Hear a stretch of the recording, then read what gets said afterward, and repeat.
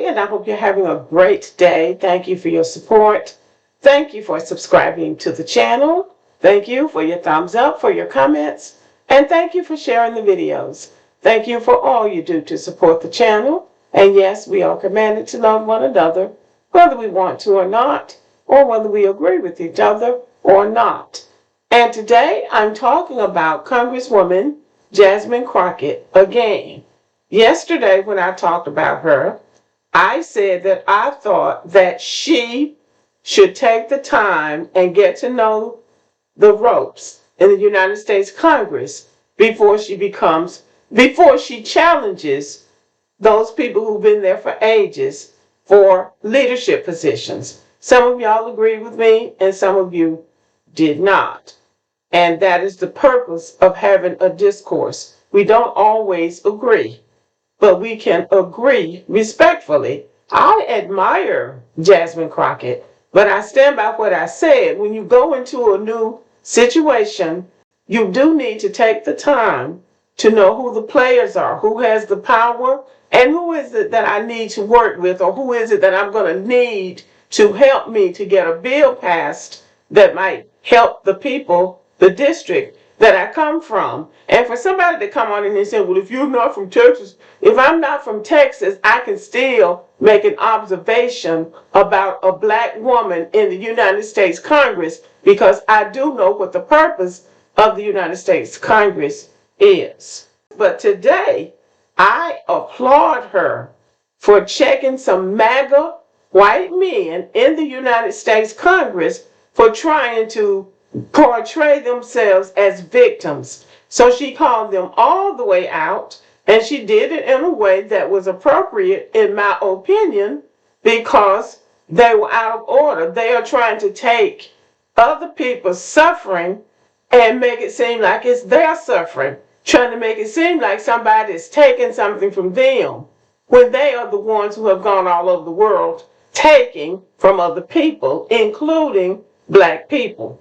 So I'm going to let you hear this. You probably already heard it, but I'm going to let you hear what she had to say. And I think she was absolutely on point this time.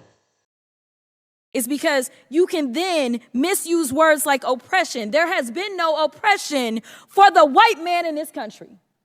You tell me which white men were dragged out of their homes. You tell me which one of them got dragged all the way across an ocean and told that you are going to go and work.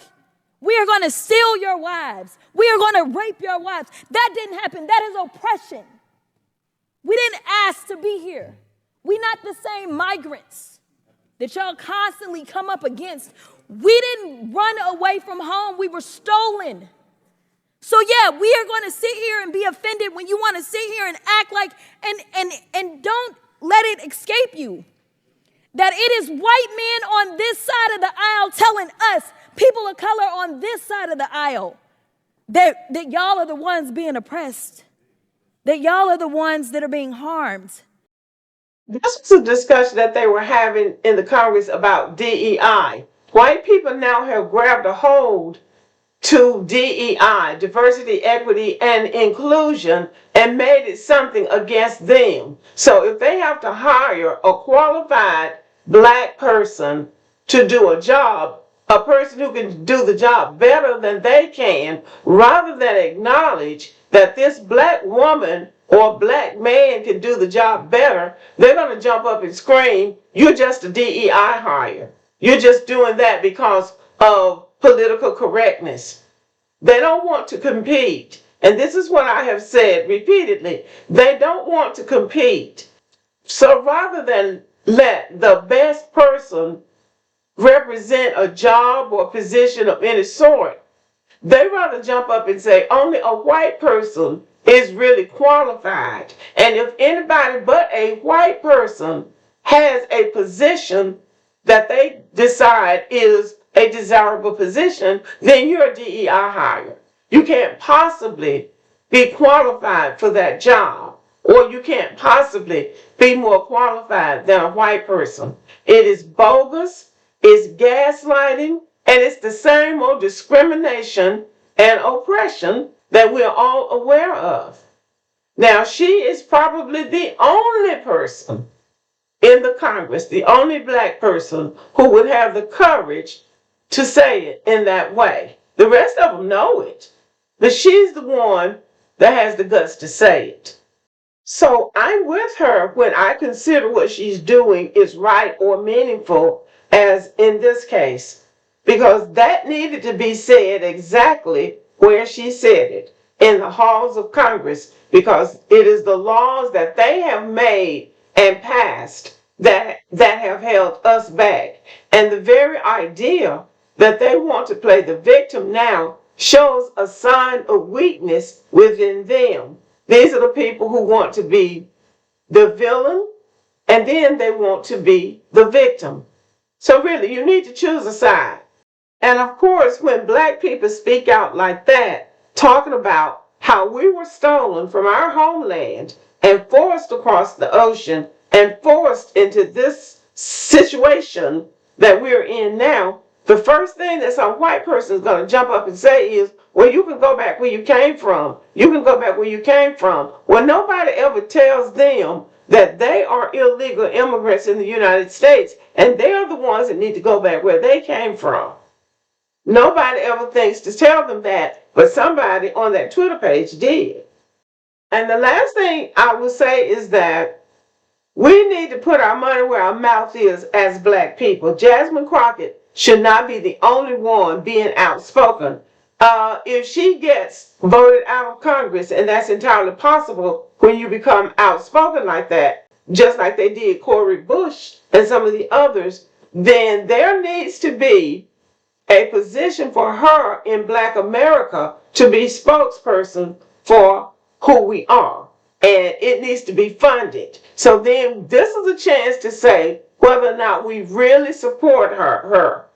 Would we support an organization or a think tank that she established so that she could speak her truth to power and not have to be worried about getting reelected? Because trust and believe, if she says the wrong thing and she crosses the wrong people, they will pick up a candidate out of nowhere and put a whole lot of money behind that candidate, just like they did Jamal Bowman.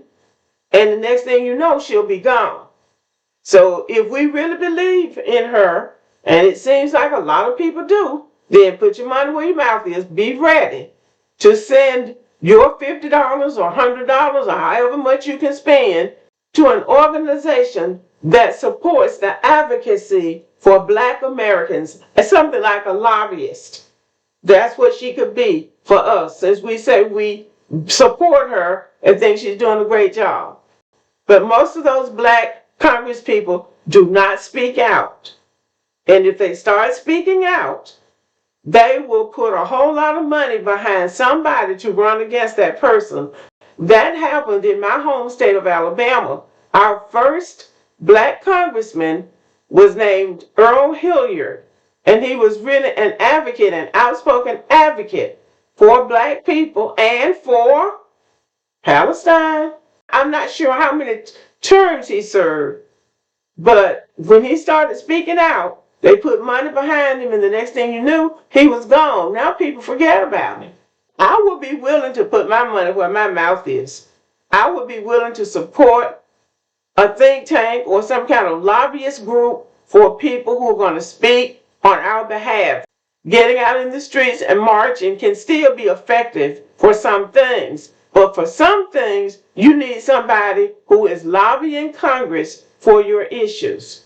So that's what I have to say about it. That's what other groups of people do. They don't get out there and do a lot of bullhorn talking. They put money behind somebody who knows how to get to somebody who can make things happen. And that's what I'm suggesting that we do, not necessarily just for Jasmine Crockett, but for anybody who has the courage to speak on the issues that we care about. Now that's what I think about it, but let me know what you think about it. Thank you for listening. Subscribe to the channel, give me a thumbs up, and have a good day.